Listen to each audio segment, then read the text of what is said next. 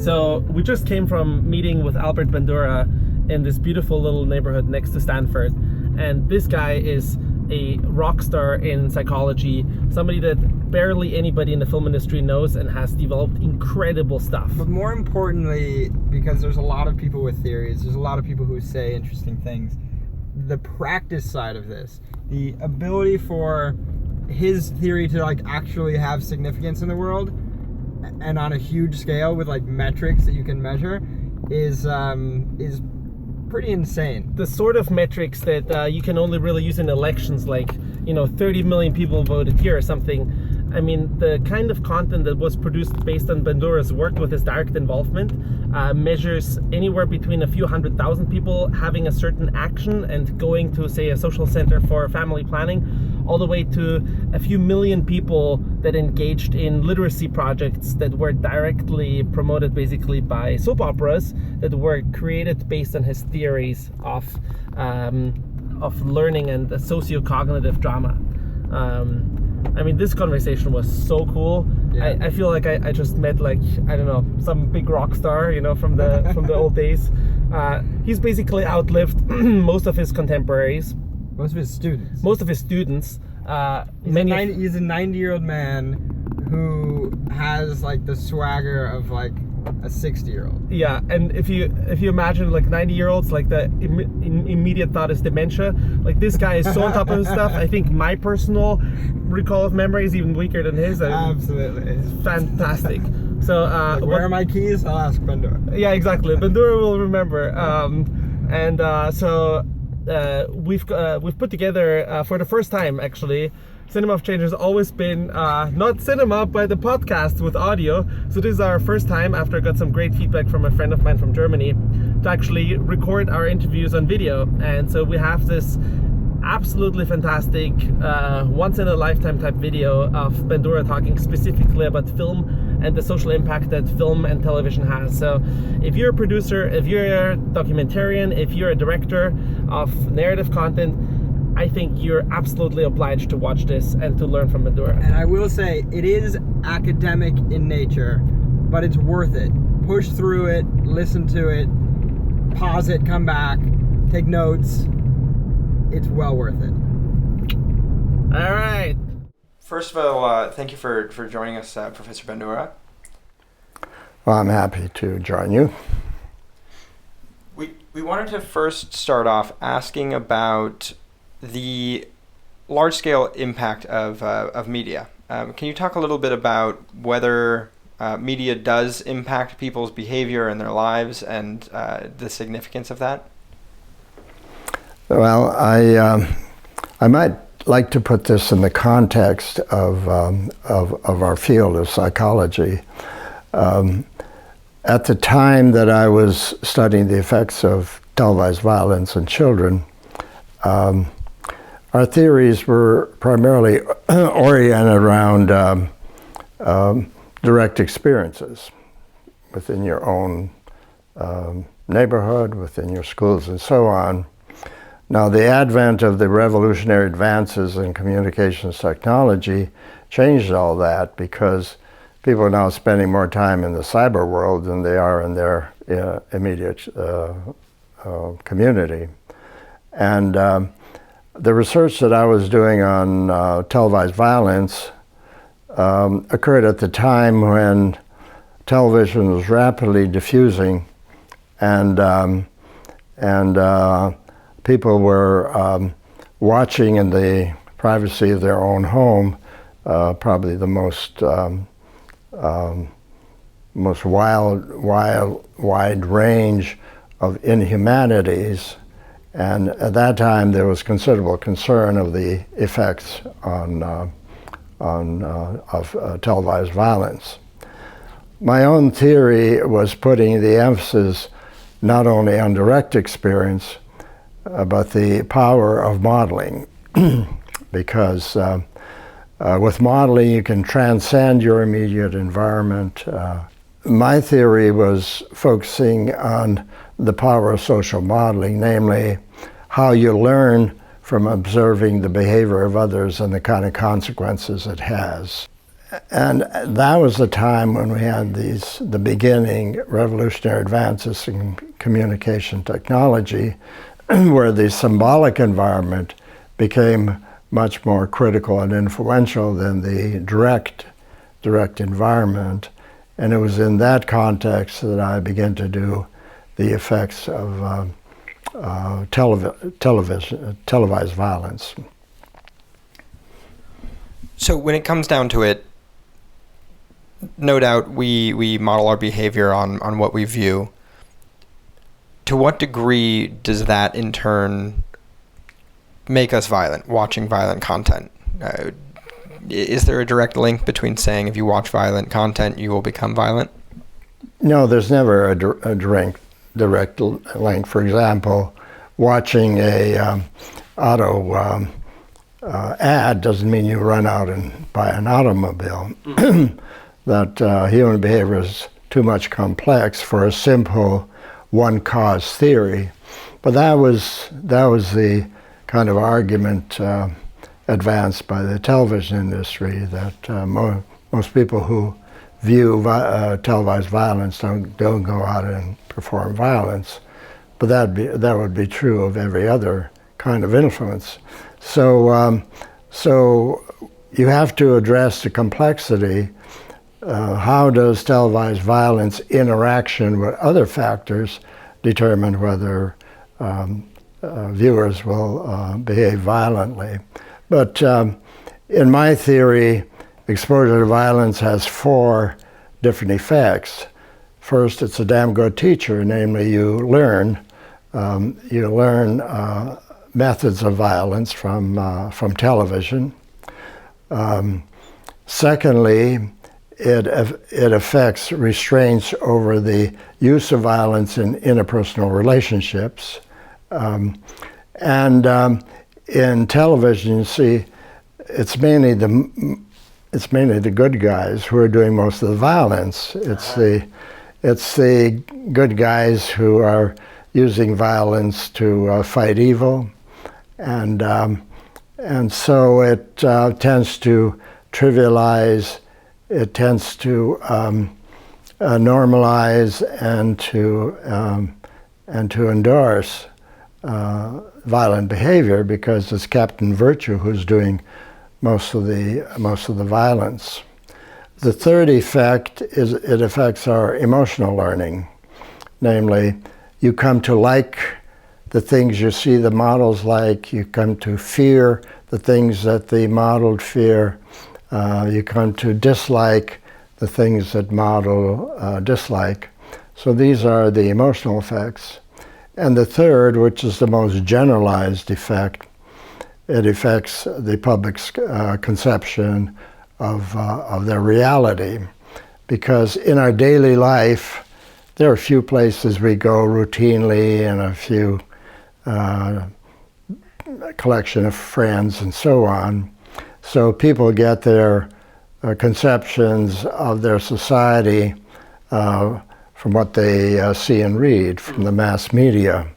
And so these dramas are producing the structure of society, power relations in it, and many other aspects of the society. So these are the 4 different effects, and then in terms of our theory, we have to understand what are the psychological processes by which you are influenced by exposure to televised violence. And the first are attentional processes. What determines what you watch and how long you watch it and so on. So we have to understand what are things people are attracted to. Secondly, most of the modeling influences are fleeting, so you have to have some kind of symbolic representation of the modeled behavior. And third, you have to then translate images that you have of let's say, violent behavior into action. And so we need to understand how you get from thought to action. And finally, its motivational effects, namely, we don't go around and perform everything we learn observationally. And so those are the 4 types of processes that I was studying as to how observational learning works. So when you talk about models, right, say specifically in a TV series, and you mentioned that the good guys usually perform the violence. Yeah, it's Captain Virtue. Captain Virtue, right? Like Captain America beating up the bad guys and looking great. So in a way, the model is like our role model, right? How can we as filmmakers and as storytellers understand better who are these people that are models to an audience? Are those usually the people that the audience identifies with? And what kind of characteristics do these people have that we as an audience root for them and we say, you know, your behavior is behavior that I want to aspire to do as well. So if you behave violently, then I will accept violence more as a, you know, common form of interaction. So can you define a little bit more what a model is within the context of a story that we watch? Well, first of all, they're inclined to model after power and models who are exhibiting behavior that produces the kind of effects they would like. Uh-huh. But in the production of media, the very important characteristic is perceived similarity. Namely, you perceive similarity to the model, and thereby you accept that you have the efficacy to effect change, and you see how to get the desired benefits. So efficacy is also a very specific term that you use a lot in your work, but might not be as familiar to filmmakers.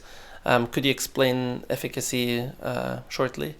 Yes, efficacy is your belief in your capabilities. And this is the most fundamental belief system because it's the foundation of your aspiration, your motivation, and your performance accomplishments. And so a large program of my research was to study both individual and collective efficacy, namely what's the efficacy of a group as a whole.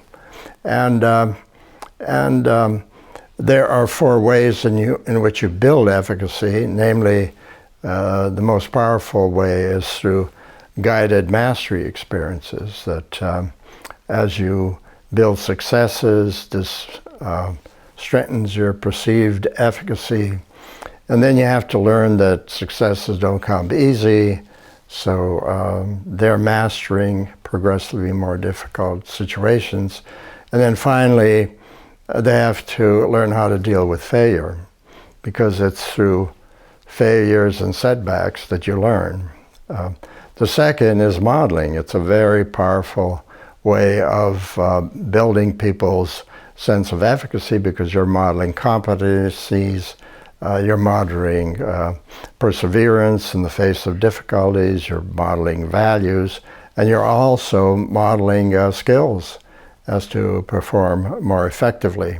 And another method is through social persuasion, where people lead you to believe in your capabilities. And these are usually paired with experiences that will reinforce the growing sense of efficacy. And then there are 4 ways in which it affects behavior. Namely, it affects whether you think pessimistically or optimistically. It affects the kind of aspirations and goals you set for yourself in your perseverance in the face of difficulties. And then it affects your vulnerability to stress and depression in your emotional life. And probably the most important effect, it affects the choices you make at critical choice points, because this pretty much determines what's going to be your life course and so on. So the models that we have in shows, or in whether it's TV shows or movies, they, for us, model, for example, efficacy, right? By seeing a character on screen persevere in the face of difficulties, we can then take that insight in human nature and replicate it in our own life. So in a way, your work has centered a lot around showing that what happens on screen is something that happens, that then we can make happen in real life. And yeah, I think Martin Luther King is a good example of a good model. Namely, he exhibits a value system. He exhibits perseverance in the face of setbacks and failures and so on. So that would be an example of a very effective model for change. Mm-hmm. Because here you want to reinforce the efficacy of a group as well, and just not only an individual. When you first started studying modeling, was there a point where you realized just how significant the impact of imagery is, that when we go and see a movie or see content, how much that affects us? Well, that, I was studying sort of the basic mechanisms of modeling, namely, how does it work, by what means. And as I mentioned, the context for it, when I decided in my experiment to include one condition in which children were exposed to an aggressive model. And it was in that study that I realized how powerful an influence could be, because these little kids were modeling the kind of aggression that was depicted. This involved a large inflated Bobo doll, but I wasn't interested in whether they would punch it or so on. But we modeled very unique forms of aggression, namely, the model would pick up a mallet and beat the Bobo doll with the mallet. They would throw it up in the air with a lot of aggressive neologisms. They would kick it about the room and then throw it down on the floor and punch it in the face. So these are novel forms of aggression, which children who had no exposure to them, they didn't show any of those. And it turned about 80% of the kids were modeling, either some or most of that behavior. I suddenly realized this thing could have considerable social effects, and it was in that context which I realized that modeling could be an exceedingly powerful social influence, not only at the individual level, but at the social level. And it's kind of interesting because in the physical and emotional, the physical and biological sciences, research conducted for its own right often has huge unanticipated benefits. We don't have much of that in psychology, but in the case of this experiment was called the Bobo doll studies. I get a call from Miguel Sabido, who's a very talented dramatist and a producer at Televisa. And he said, I read the Bobo doll experiment and I extracted about half a dozen principles of that, and I'm using these principles to create long-running serial dramas designed to change particular things in our society. And he said the ones that were most of concern are literacy, the fertility rate, and poverty. And so he said, I created 2 serial dramas, one to address the literacy and the other to address bringing down the fertility rate, which I think was about 5.8 at the time. And he ran, I think, about half a dozen of these, so that now the fertility rate is close to 2.3 or something at that level. Now, what Miguel had done, I should probably describe the application for the literacy program. People are not going to go to school, and what he needed is a serial drama that would that could affect the large population of people who did not know how to read, and so the Mexican government developed a very effective and creative program, namely people who knew how to read will form a small study group, and the government would provide the primers and so on. And this was a program in national self-education in literacy. The problem was that they had no takers, or very few.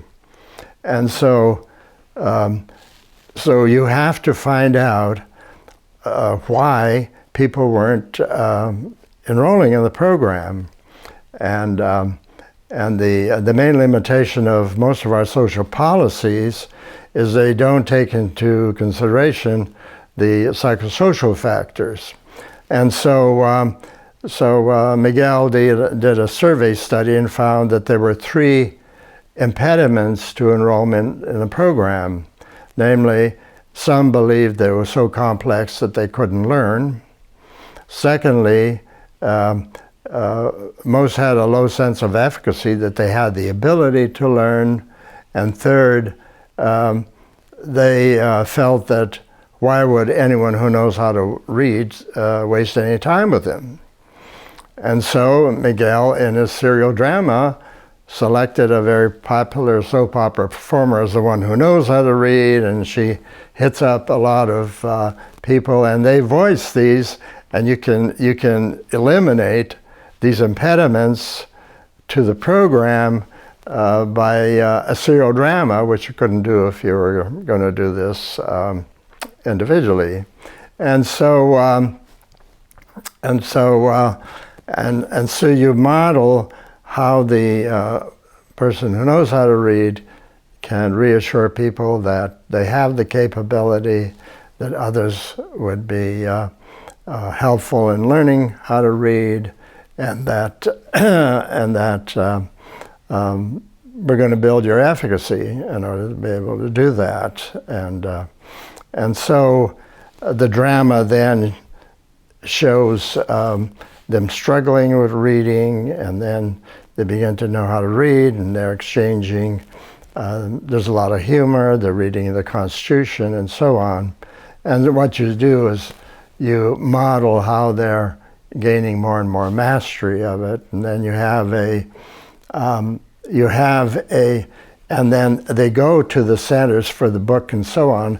This is another factor in influencing the media, namely you need social supports for it, and then they have the closing scene in which this elderly man who felt that they wouldn't take him in because he was too old, and he enrolled because for his daughter's benefit, and you have the glorious music, and then they're praising him for his effort and success, and then he goes and embraces the woman who was the one who knows how to read, and so on. So before the serial drama, about 90,000 enrolled in the program, and at the end of the serial drama, 1 million enrolled in the program. We are talking about massive effects, and he and then he set one up for planned childbearing rather than unplanned, to try to lower the fertility rate in order to break the cycle of poverty, and also to raise the status of women, in which they are denied their dignity, they're denied their often aspiration, and so on. And so when Miguel decided to develop the program on population, the Archbishop said that they would oppose it, and this illustrates another important part of our global applications of this model, namely, you build a value grid in terms of you describe concretely all of the benefits from this program. For example, the education of girls, the sense of equity in family relationships, and so on. And so Miguel presented the Archbishop with his value grid, and he said, I agree with all of this. In fact, another element of the serial dramas, you have epilogues in which very talented people in the society that are highly admired sort of summarize some of the themes and goals of the program, and so the Archbishop sent priests to do that in terms of assuming responsibility for the size of the family, and so they had a very popular performer who did one of the serial dramas. Who gave one of the epilogues, and the next day 25,000 people showed up at the center to get the primers. And then in terms of effects, we demand very stringent evaluation of effects of the media. And so the sales of contraception society-wide the increase were 4% and 7% in 2 years prior, and then it went up to 28% after the serial drama. There was a 32% increase in the number of people going to family planning clinics, and so on. So this sort of illustrates how you have to structure these dramas and the demand for stringent evaluation of them. So I might just comment briefly what are the elements of these serial dramas. The first is social modeling, and here we typically use 3 types of models in order to see really what the benefits and costs are. One, you have a positive model that demonstrates functional styles of behavior and the benefits, and you have a negative model who demonstrates the more dysfunctional style and what the costs are, and then we use a transitional model, which is the most powerful one because it's a person who starts out negative and then turns into a positive model. So that's very important. The second element is you want to build the efficacy of people that they in fact could exercise some influence in their lives, and that's done by using perceived similarity, that if they see someone very similar to them persevere with tough problems and eventually overcome them, you build their sense of efficacy that if a person similar to me can do it, maybe I have the ability to do it as well. And then the next element is people are not going to change if they don't see the behavior as improving their lives. And that's where you have to depict what are the benefits of the behavior that's being modeled. And then another element is you got to get people deeply involved in these drama, and that's why these are long-running serial dramas in which people are changing in realistic steps, and so people get deeply attached to these models, and they are inspired and by them to effect changes in their own lives, and that's by depicting what are the outcomes of the kind of behavior that's being modeled. And here they get deeply. Here you need emotional involvement to the models, and they get deeply bonded to these characters, and they are inspired and supported in effective change.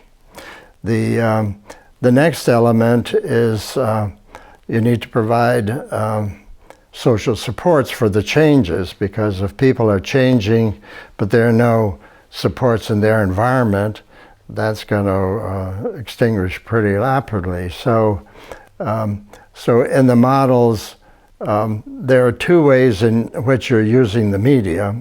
The first is the direct influence, where you're influencing people to change their attitudes, values, and styles of behavior. But the second influence is the socially mediated ones, where you're using the media to connect them to social networks and support systems in the environment. So now they can be trying their new styles of behavior in a natural environment where you have natural supports for it. And so if you combine all these elements, you have a very powerful way of effecting change at a society level as well as at the individual level. And I think it's also probably important to mention that when Sabido, being a Mexican producer and working in Mexico specifically with the telenovela format, learning from your research and also dabbling on his own, that Mexico was coincidentally, after I think 9 of his telenovelas had run for about 8 years, was awarded by the United Nations for their slowing down in population growth. So the effects are so gigantic, which I found really fascinating. I think it's important for... It was also important that this wasn't a Yankee model. This was a Mexican model. And this illustrates in which we take the value issues very seriously. Namely, we don't go in country as outsiders to try to alter their culture. We come only under invitation, and then we have a crew that knows how to build serial dramas, but we work in partnership with the media in the country. They have to decide what kind of changes they want to make, and then we can help them as to how they can realize those changes.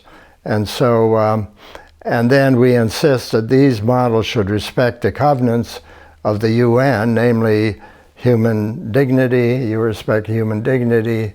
You promote equality and opportunity, and that you promote aspiration. So these are the overreaching values that govern the serial dramas.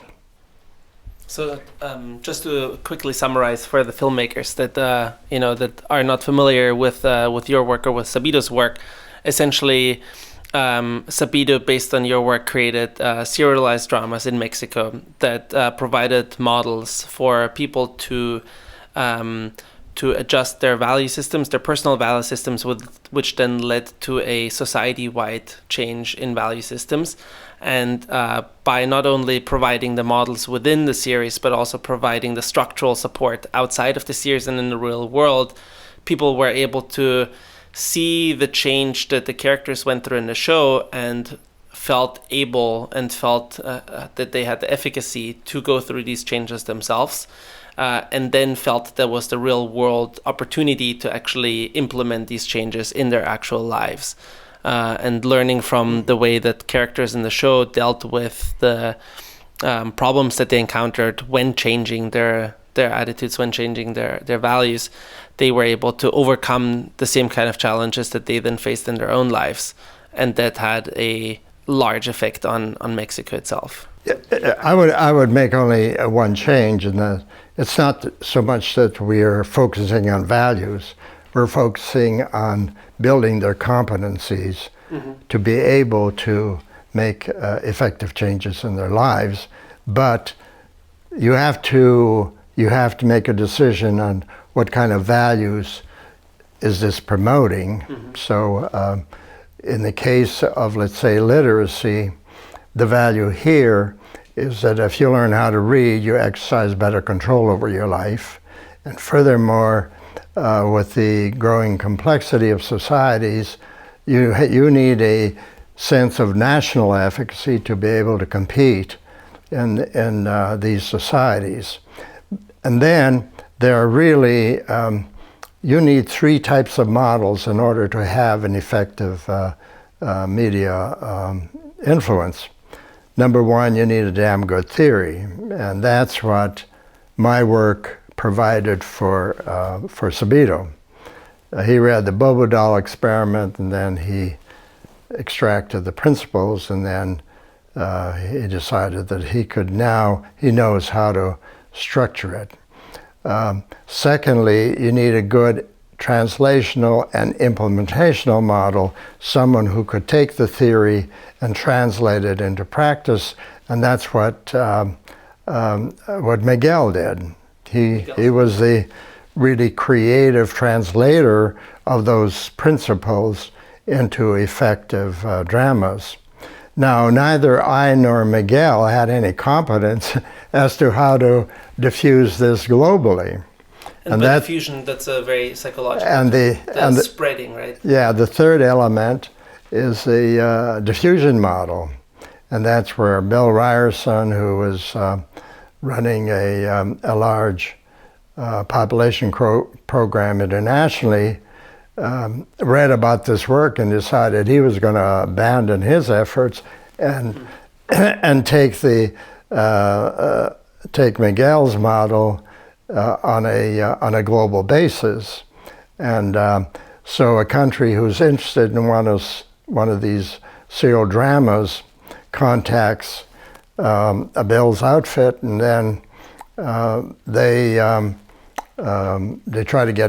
get funding from the UN, they get funding from foundations and private donors, and then they send a crew to that country, as I mentioned, to work in concert in creating a serial drama that is appropriate. So if you want to effect widespread change, what you need are these three models: theory, translation, and diffusion. I do want to highlight what Miguel did, which I think is particularly special about his ability to affect change, in that he went out and asked people, what are the inhibitions? He did a study to find out how to appropriately model that. And that's something that I think a lot of filmmakers are taught. You have a vision, go, make your vision. And this is very, a humbling way of, I'm going to go out and I'm going to listen to the people and craft a message so that they can really hone their efficacy and take the narrative from them rather than impose it on them. Yes. What you have to do, you have to start out with most people aren't going to adopt your message. So you can find why not. And this is where Miguel did a survey and he found 3 impediments.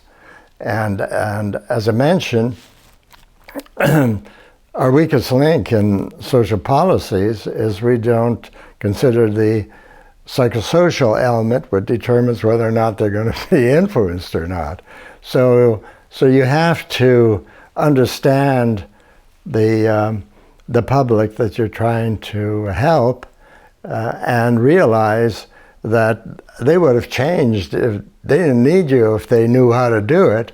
And so you begin with the assumption that most people aren't going to be influenced, and you want to know what are the impediments their effecting a change that ultimately is going to benefit their life. And interestingly enough, this kind of tactic is resurging in the tech world, in the lean startup model, which I'm sure that you're familiar with, where one of the major principles is get out of the building. Instead of building an app or building a company and assuming that people will use your product, go out on the street and talk to people and see if they would even be interested in the product in the first place. So I think this is some pioneering work that's far ahead of its time. This is the 1970s, 1980s that we're talking. And here's a filmmaker that goes out to understand the target demographic, the target audience that he's speaking to long before he even starts the development of the project itself. So I think the film industry has a lot to learn and has a lot to catch up. And this kind of model is something that has been repeated many times over in many different countries with many different local producers and production crews and local broadcasting services. And as far as I know, this whole movement is called education entertainment, right? Yeah, it really is more in line with innovation in in our society. Namely, you have a product, but then before you build it, you want to know what kind of need it's going to serve, and then you got to talk to people who are not adopting it, and so on. Now, I gave a talk to the British Psychological Society in London, in which I describe in considerable detail the elements of effective social media, and then I have film clips of the actual applications, and so the first one begins with a person talking to the media and trying to understand where they are, and then you, on the basis of that, you see this tells you as a media producer what are going to be the functional behavior of the model, and what are the impediments that need to be modeled, because some of these changes really go counter to existing norms and practices that are not beneficial necessarily. And then you have to model how you're going to handle when you get resistance to the modeled behavior. And so what we do in these serial dramas is have the model changes, and then they experience the kind of difficulties that the resistance and so on. So we now need to model how to deal with situations in which there's resistance to the change. And then, see, there are two ways in which we're using the media. The first, as I mentioned, is the direct influence, and the second is the socially mediated influence. And that's where we use the social media influences to link them to support groups, to link them to models where they see models struggling and succeeding, and so this is a way of trying to provide them supports for the kind of changes that are being modeled, but will inevitably elicit some resistance, and so we have to model how can you deal with these resistance, and furthermore, we have to have them view setbacks as informative rather than a source of despondency. Namely, the way in which you improve is you learn from failures, and so you expect them, and then you model how to deal with them. And as far as I also understand from your work, is that if these difficulties and this social backlash is not being addressed in the serial drama or not being modeled, then that world that the serial drama conveys is not real and is not believable, and the moment the moment it no longer becomes believable as real, that's when its impact and its efficiency drastically decreases. Is that correct? Well, it's unreal in the sense that this is not the, for example, in these dramas, we often have to try to raise the status of women, in which, as I mentioned, they're deprived of freedom and dignity, and they're dealing with a dominant mate. And so you have to be sensitive. They aren't going to begin to assert themselves because they get beaten up. And so what the focus is not putting the burden on the woman, let's say, for birth control and so on. It's really modeling how to get a family to sit down and talk, in which the issue of fertility is not abortion, it's not just access to contraceptions, but rather what kind of future do you have want for your family? If so, how many kids could you have, and how do you space them? So we're really broadening the serial drama not around just the fertility issue, but rather casting it in a modern network in which then what we study, the extent to which the families are talking about this. And if so, what kind of resistance arises. And then you have to be sensitive about how a woman might, if you're raising the status of women, you have to be sensitive as to how this is done. But you're putting into the context of what kind of future do you want for your family? And if so, how many kids could you support? And then how do you want to space them? Because the most effective contraception is the education of women. So you want a society in which the girls are respected and educated. So in a serial drama in India, we found that only about 6% of the girls were being educated, and after the serial drama, 34% were being educated, and so on. So you really have to put things in a broader social context. You've outlined a very strong way in which filmmakers can use modeling to create impact, and there are also good-intentioned filmmakers who set out to make moralizing stories, but at the same time may not model the best of behavior. Can you talk a little bit about that tension of, a movie about criminals, and at the end it has a narrative, but through the process it may have not shown the best behavior? Could you describe that a little bit more, what the plot would be like? So a lot of Martin Scorsese films are like this. It's about a very sordid individual, which, as he explains in his own words, this is just part of human nature and this is something to capture.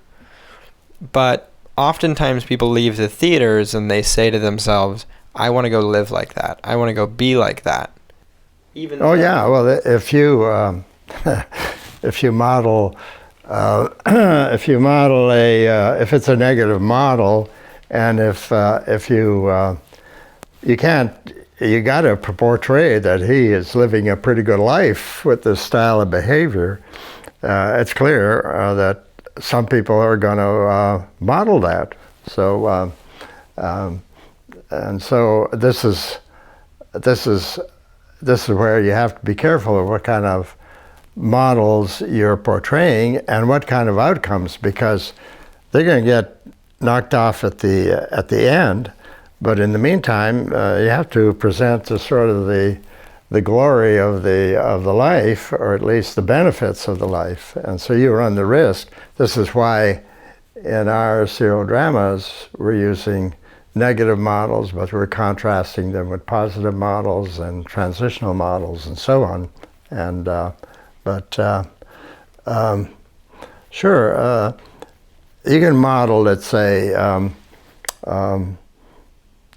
if you, this is what we have to be careful in our serial dramas, how we're presenting the negative model, because some rednecks would identify with it. Sure, right on.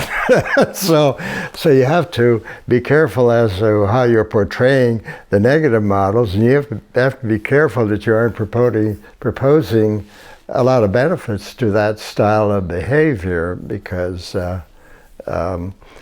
so that's why we're using differential models rather than only single kind. But yeah, the movies you're describing, you're just focusing on the negative model. Can you maybe describe in more detail how people might navigate better the negative model so that it isn't most attractive or even attractive at all for people to go and model and replicate that? Well, what you need to do is model the benefits of the positive model. And this would be illustrated in a serial drama in India. And they have a population of 1 billion people. And with their fertility rate in, I think, about 50 years, it's going to double.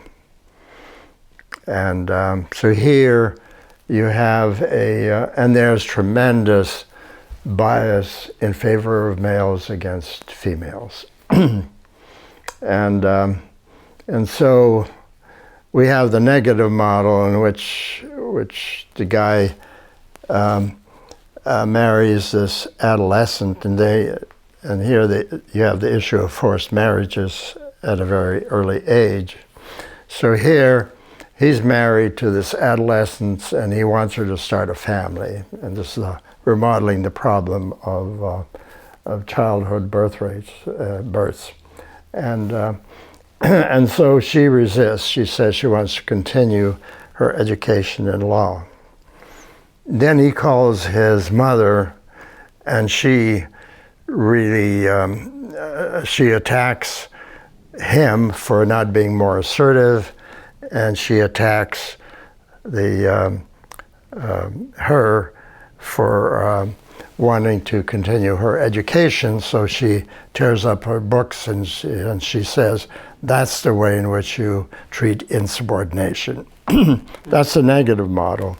And then you have the positive model, in which here's a model who's working against the stereotype, and she educates her 3 daughters.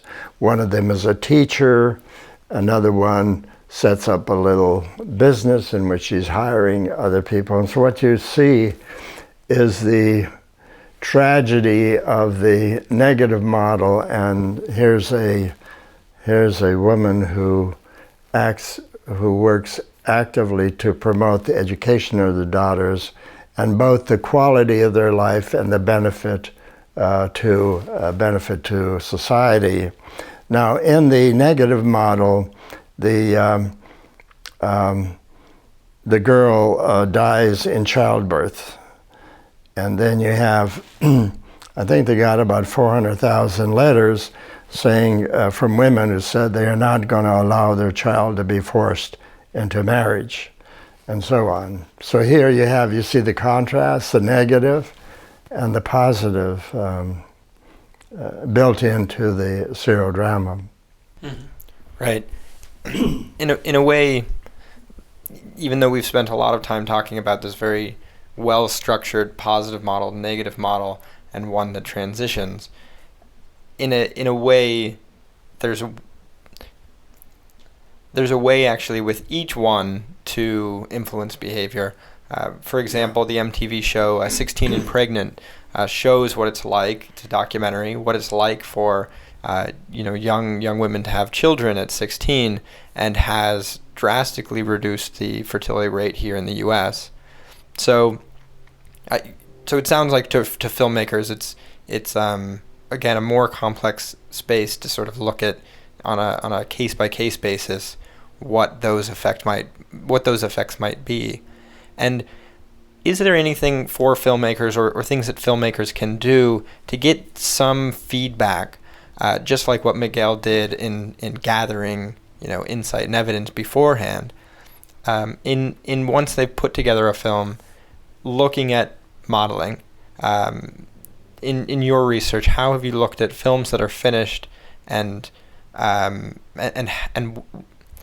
have you looked at films that are finished and how they have had an effect on an audience, and how might filmmakers be able to do that with their own films?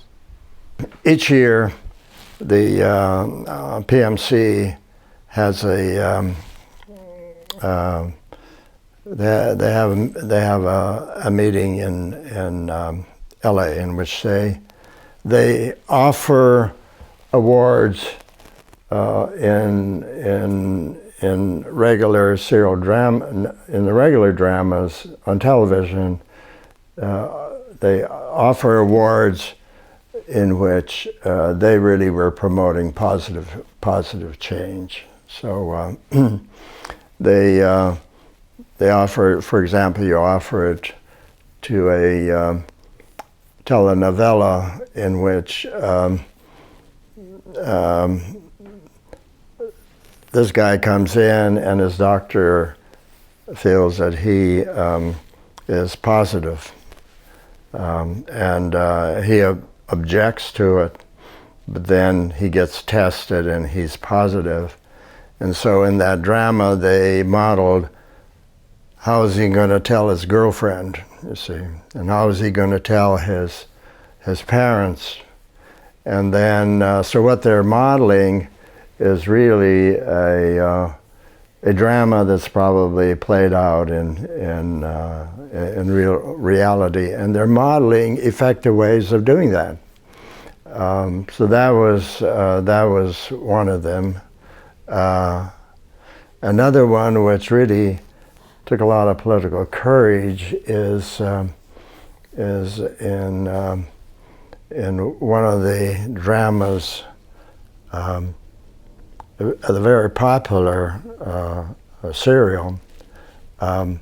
They focused on a veteran who couldn't get medical care, and so what they did was dramatize what is life like if you're a soldier with serious medical problems and you can't get medical care. Now that was a profiles in courage, because what you were doing is you were modeling the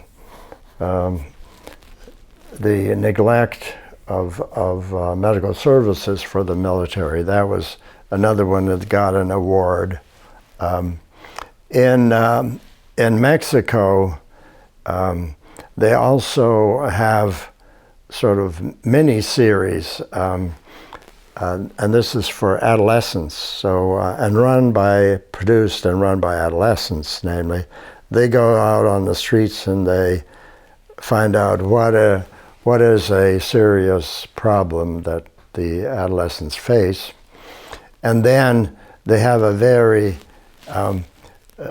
very simple modeling of what it is, and then some positive suggestions as to how to handle it, and then they have an open mic in which people call in and they get referrals and they get some assistance on how to deal with them.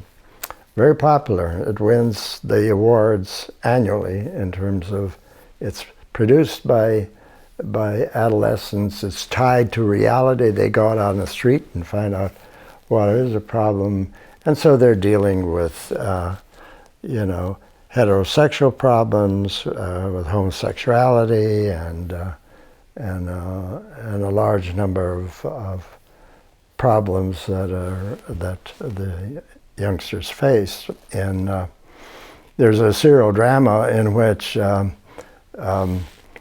PMC is very active involved, and it's on Telemundo, and it portrays adolescents in a high school in LA, and it's gotten several awards. So trying to make inroads into U.S., I think is it Los Altos High on Hulu? Yeah. Yeah, Los Altos High on Hulu.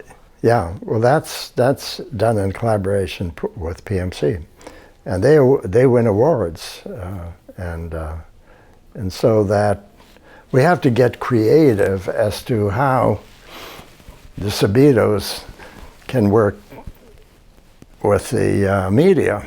To first of all, they got to educate themselves as what is modeling, what its determinants, how does it work, and how can you use it to affect change. And so they have to acquaint themselves with this large body of knowledge now. And this is not abstract. I mean, these are applications in Africa, Asia, China, Vietnam. So these are really being applied globally with positive effects. And so there's a lot of fascinating and important stuff out there. And so I think one thing that I want to kind of look at the very basics of how these things started.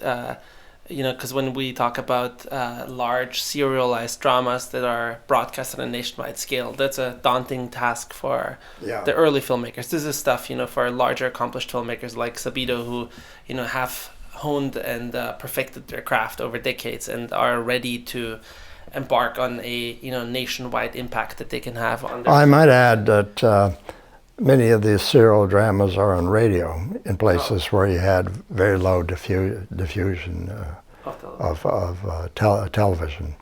So those are much less expensive. And but what I wanted to take a closer look at and also bring filmmakers closer to, which they probably have never heard of, is it's the 1960s. You're experimenting at Stanford. You've done the Bobo doll experiment that has had a worldwide impact on psychology, on reshaping the psychological conversation from this very simple behaviorism to the more complex kind of socio-cognitive understanding of decision making.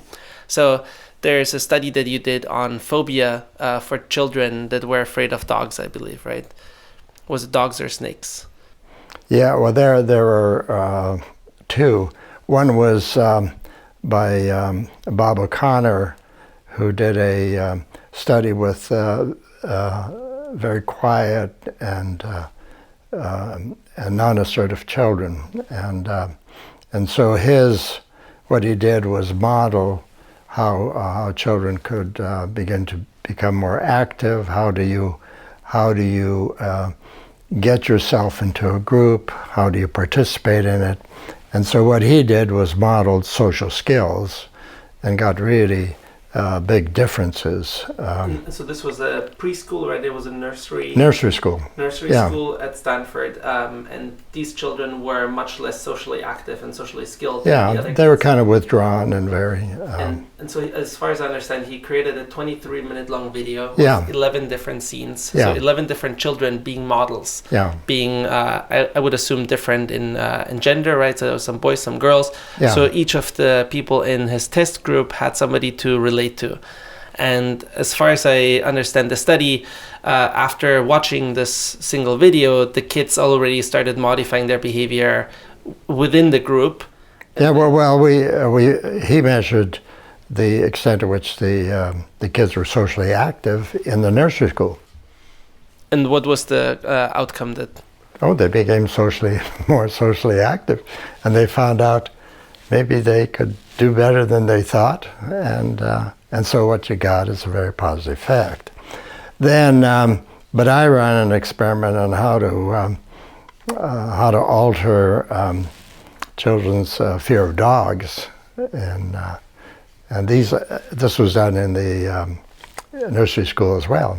So I went out with a bunch of children models, and we went to a dog training class, and we modeled how they were petting and interacting with all kind of dogs. So we had a variety of dogs, boys and girls, and so on.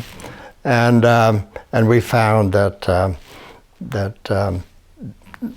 these kids became braver with regard to dogs. Now, it was interesting. Some kids, even at this early age, learn how to cover up. So we had a very stringent test. We had a dog in a playpen, and the first task was to walk up to it and then pet the dog and then get the dog out and serve the dog body bonbons and so on. And so this one kid said, "Oh, I can pet that dog anytime, but my hand is too short." And so we had an elongated hand.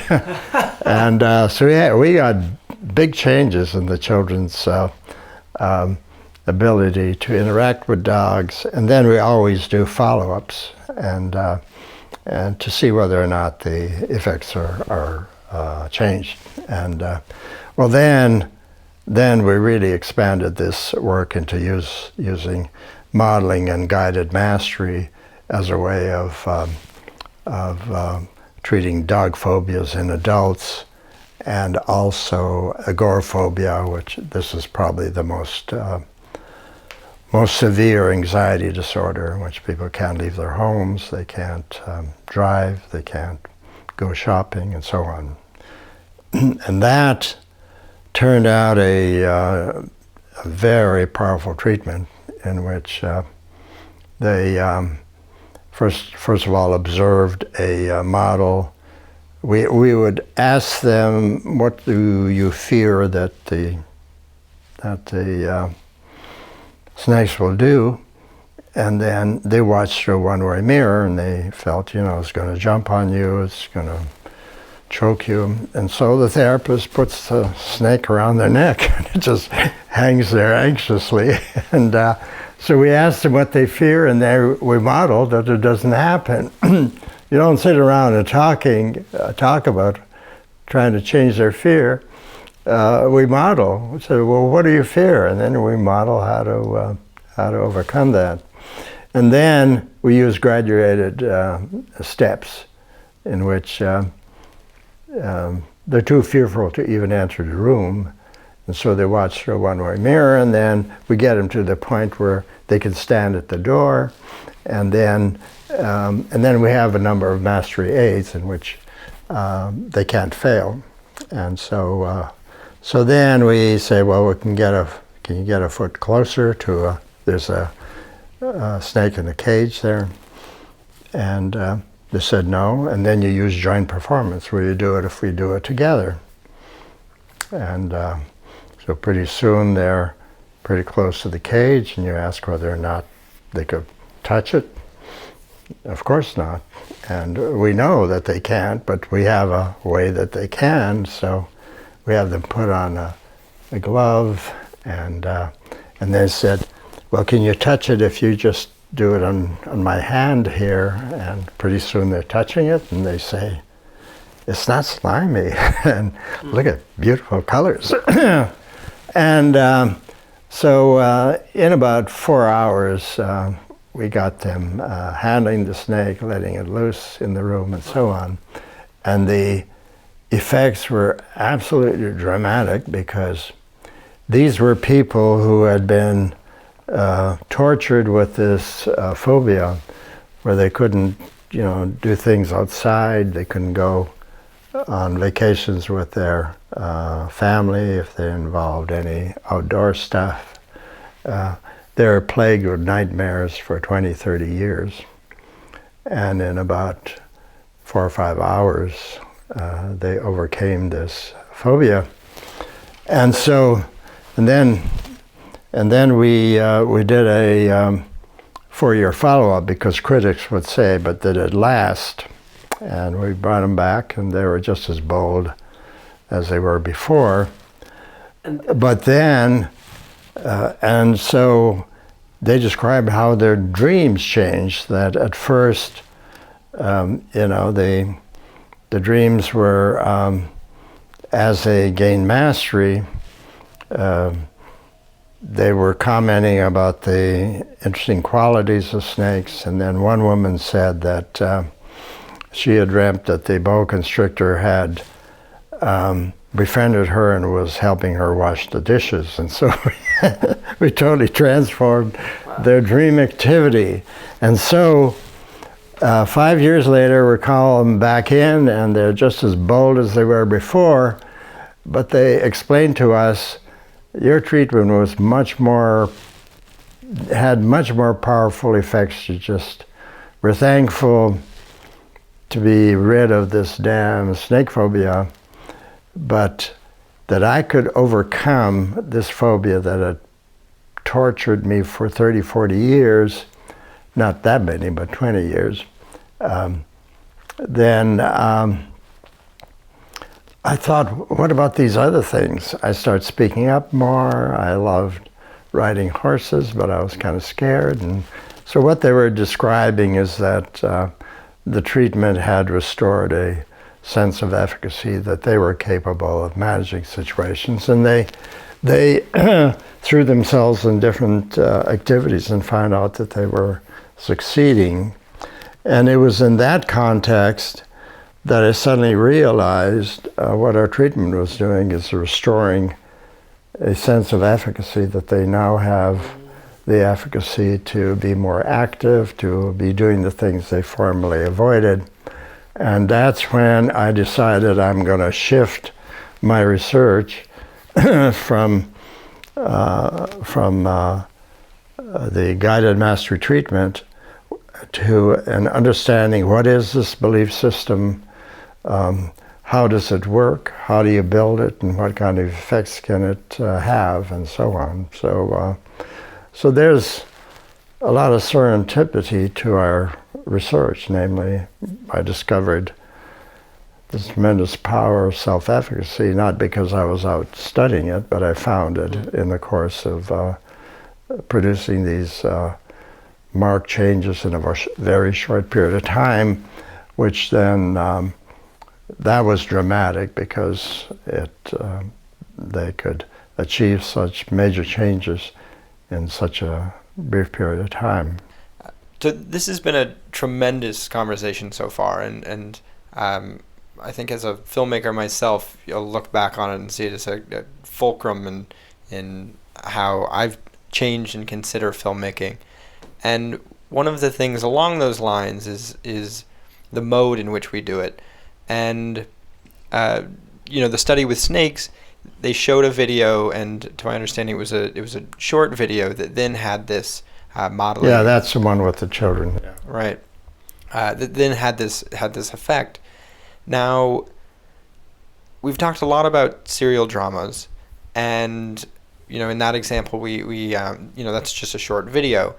Does it matter the length of the content? And this could be on an individual level. This could be on a social and global level. Maybe we could talk about each three. But does the length of the content have a more deep effect, or does it really just matter that it's an Well, it depends on the model? kind of change you want to produce. The serial dramas are not fanciful stories. We're modeling the kind of problems that people are coping with. We're modeling the impediments to change. We're helping them to adopt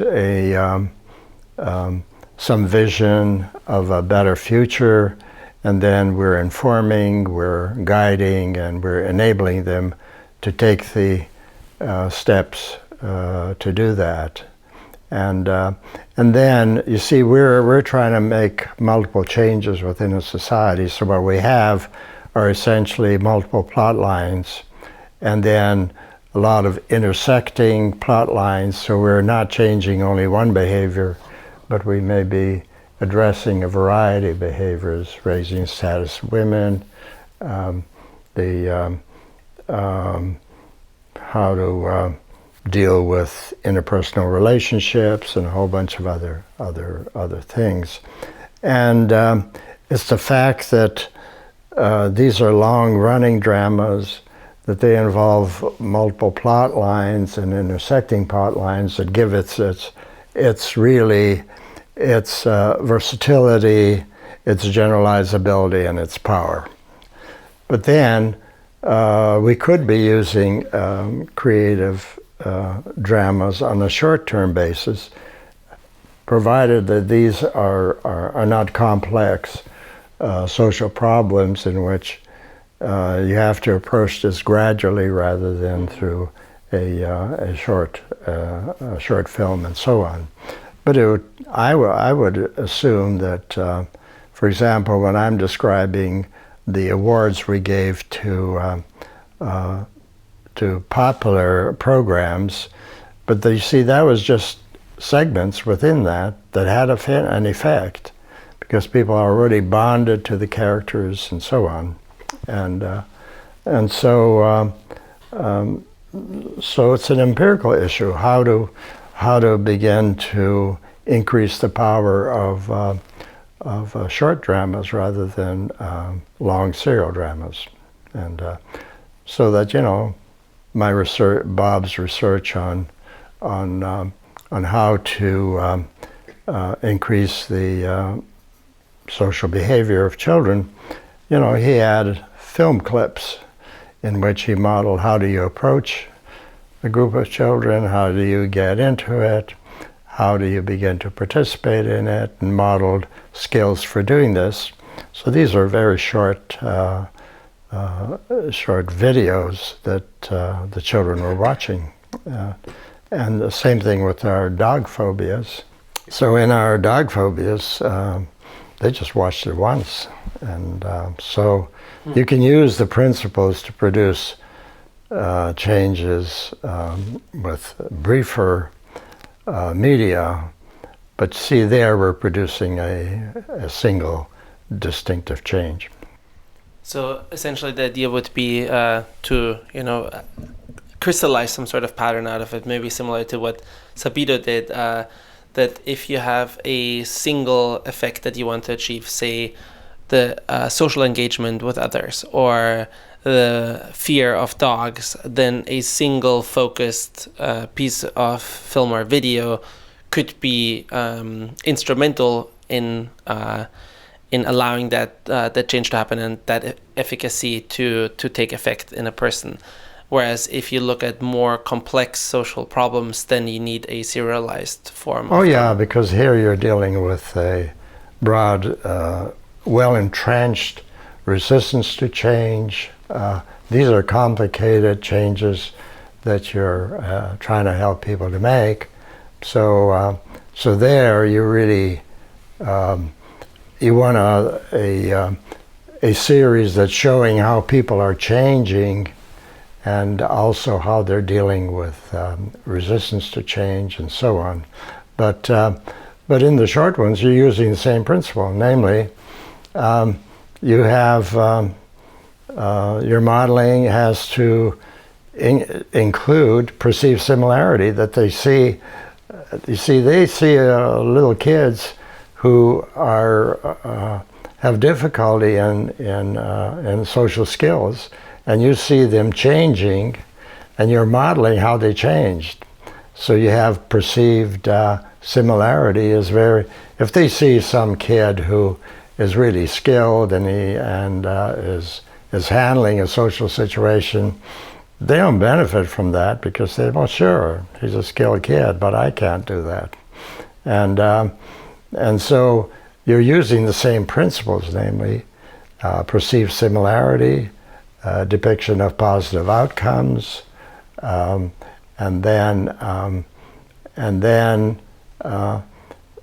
later on, as they become a little more confident, then you show them how to deal with situations if they had a difficult time and so on. So principles are the same, but the goals are much more focused and limited.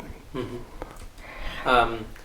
So I think the beauty of your research and the work of Sabido is that this stuff has been around for decades. And when I look at the modern media landscape and the modern education system in film studies, in film production, is that most filmmakers that I know of, and Robert and me have been pursuing this topic, this impact of entertainment and what we call cinema of change, for the past years now. And it has been only recent that I found your work, and that I found O'Connor's work, and that I found Sabido's work. And none of this has been mentioned to us in our university education. None of this has been mentioned to us through other filmmakers, through Hollywood. And despite the fact that it's been around for so long and it's been so well researched, so well documented, these were millions of people that were affected by these shows. And your principles were carried forward so competently by these different producers. So what we hope is that we can somehow help Hollywood, help this global entertainment machine that really has a worldwide distribution system set up, catch up with Sabido, catch up with you, and infuse some of that work. So what I wanted to know is, has there been efforts from Hollywood producers to approach you and learn from you?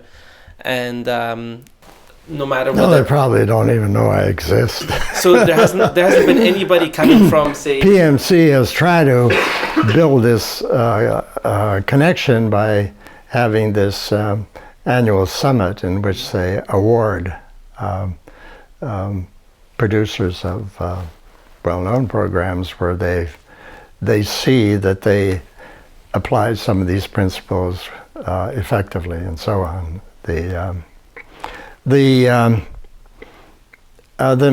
My new line of work is really addressing the moral dimension of life, and that's because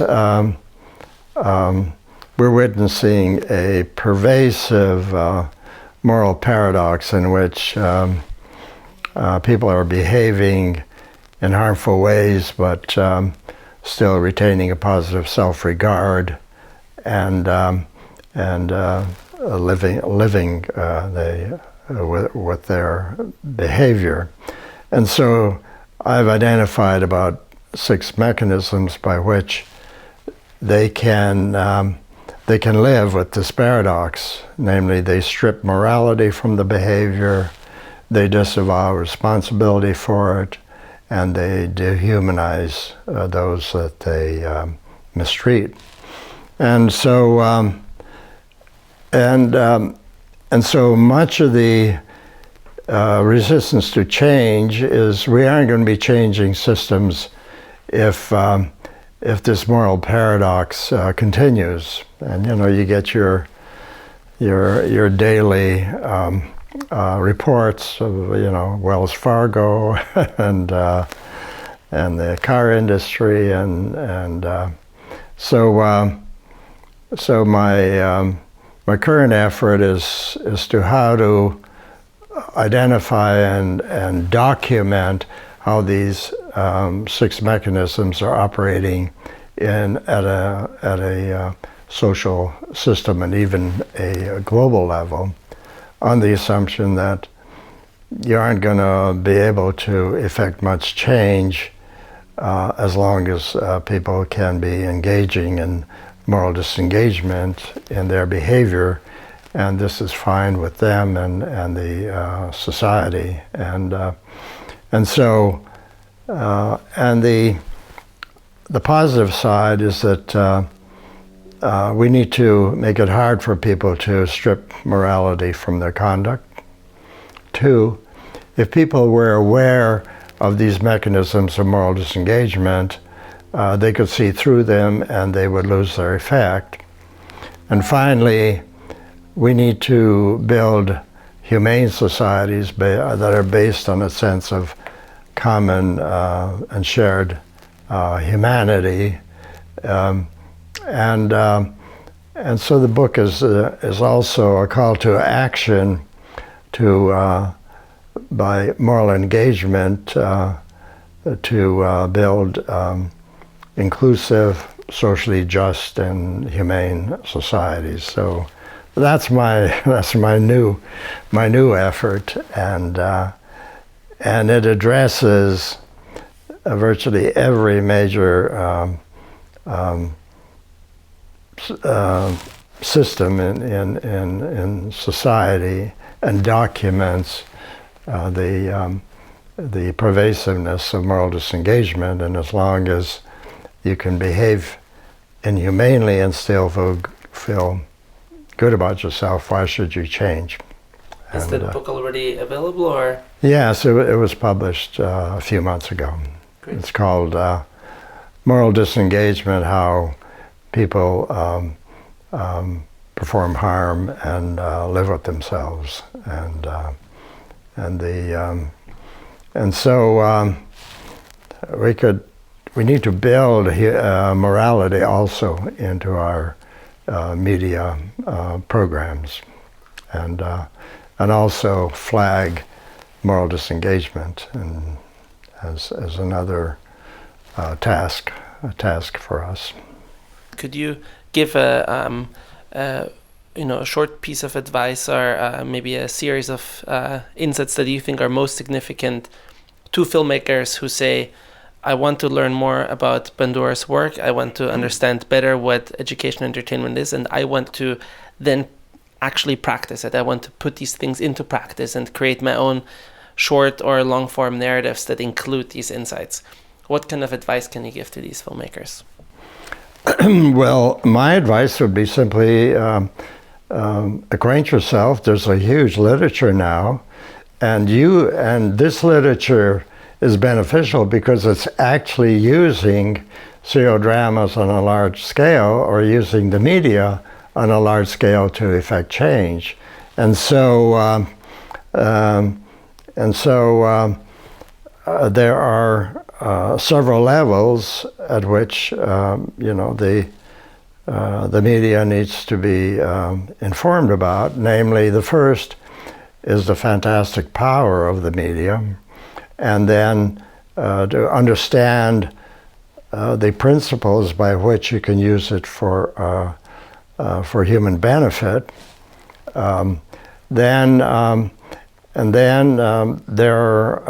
We have film clips now in which you actually see it as it's performed worldwide, and so there's no ambiguity about what the principles are.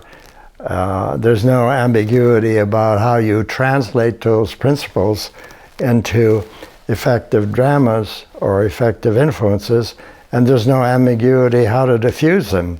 So we have all this wealth of information, and it's a question of how can people working in this field simply acquaint themselves with this large body of knowledge. So I take a very optimistic view of what we have to offer, because we can provide a very specific set of principles. We know how to implement them, we know how to diffuse them, and so on. Well, on behalf of Toby and myself, we want to thank you tremendously for the conversation, for the damn good theory, and we look forward to ourselves and hopefully other listeners putting it into practice. Well, thank you, and all good luck. Thank you so much, Albert.